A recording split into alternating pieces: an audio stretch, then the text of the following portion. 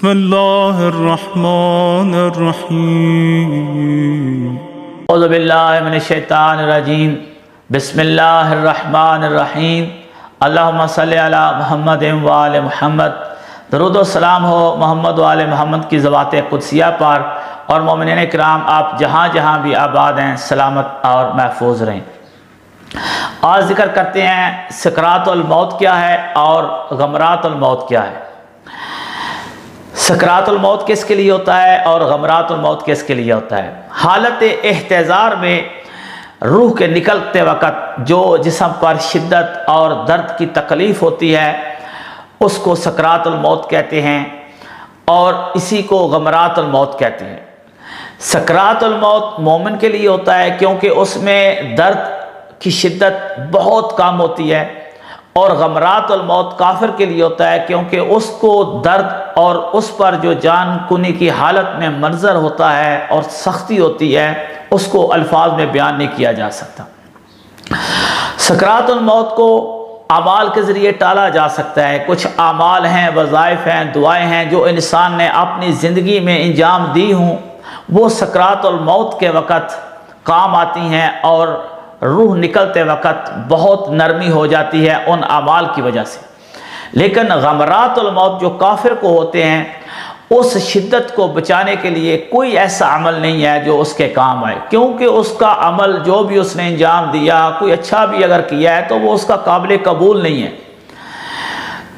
اعمال قبول ہوتے ہیں اگر اصول پختہ ہوں، تو اصول پر ایمان ہو تو فروع کام آتے ہیں۔ جب اصول پر ایمان ہی نہیں اس کا تو اس کے کیے ہوئے اعمال اس کے کام نہیں آ سکتے۔ اس لیے اس کو جان کنی کی حالت میں جو سختی ہوتی ہے اس سے بچانے والا کوئی عمل نہیں ہے۔ لیکن مومنین کے لیے بہت سارے اعمال ہیں جو سکرات الموت کے وقت ان کے کام آئیں گے۔ ان میں سب سے پہلا عمل رسول اللہ صلی اللہ علیہ وآلہ وسلم کی حدیث طرفین کی کتابوں میں موجود ہے، اس کا کوئی بھی انکار نہیں کر سکتا۔ رسول اللہ نے فرمایا الا من حب علیٰ حول اللہ علیہ سکرات الموت وجعل قبرہ روضۃ من ریاض الجنت۔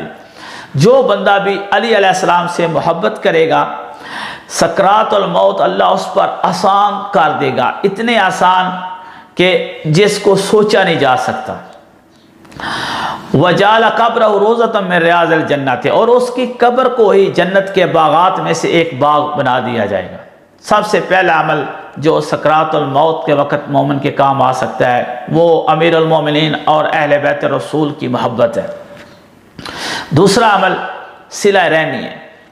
صلہ رحمی ایک ایسا عمل ہے مومنین جو سکرات الموت کو ٹال دیتا ہے، نرمی کا باعث بنتا ہے۔ لیکن آج کے دور میں صلہ رحمی سے ہم دور ہوتے جا رہے ہیں اور اس عنوان کو اس طرح ختم کر دیتے ہیں، جب ایک مومن ہمیں اگنور کر رہا ہے تو ہمیں کیا ضرورت ہے اس کے ساتھ صلہ رحمی کرنے کی، جبکہ جانتے ہیں کہ صلہ رحمی نہ کرنے والا اچھا انسان نہیں ہے۔ جب وہ صلہ رحمی نہ کر کے برا بن گیا ہے تو ہم یہ کیسے کہہ سکتے ہیں کہ ہمیں اچھا بننے کی کیا ضرورت ہے جبکہ وہ برا ہے؟ بلکہ کہنا تو یہ چاہیے کہ جب وہ صلہ رحمی نہیں کر رہا تو ہم صلہ رحمی کرتے ہیں، اگر وہ اچھا نہیں بن رہا تو ہم اچھے بنتے ہیں۔ لیکن اس عنوان کو تبدیل کر دیا جاتا ہے اور کہا جاتا ہے جب کوئی ہمیں اگنور کر رہا ہے تو ہم بھی اس کو اگنور کریں گے، حالانکہ یہ غلط بات ہے۔ صلہ رحمی کرنا فقط اور فقط سکرات الموت سے محفوظ نہیں رکھتا، اس دنیا میں بہت ساری مصیبتیں جو انسان پر آنے والی ہوتی ہیں وہ بھی ٹل جاتی ہیں صلہ رحمی کرنے کے بدلے میں۔ آپ کے محلے میں کوئی مومن ہے، قریبی رشتہ دار ہیں، مومنین ہیں، ان کا خیال رکھنا، ان کے ساتھ صلہ رحمی کرنا بہت ضروری ہے۔ دوسرا عمل جو سکرات الموت کو کم کرتا ہے وہ ہے بر الوالدین، والدین کے ساتھ نیکی کرنا۔ والدین کے ساتھ نیکی ایک ایسا عمل ہے جو اس دنیا میں بھی کام آتا ہے، والدین کی دعائیں، اور موت کے وقت بھی اگر جہاں صلہ رحمی اور ولایت امیر المومنین جیسا بہت بڑا عمل کام آتا ہے وہاں والدین سے کی ہوئی نیکی کام آتی ہے اور انسان پر جان کنی کی حالت میں جو سختی ہوتی ہے وہ ٹال جاتی ہے۔ آخر میں مومنین سے التماس ہے دعاؤں میں یاد رکھا کریں۔ والسلام علیکم ورحمۃ اللہ وبرکاتہ۔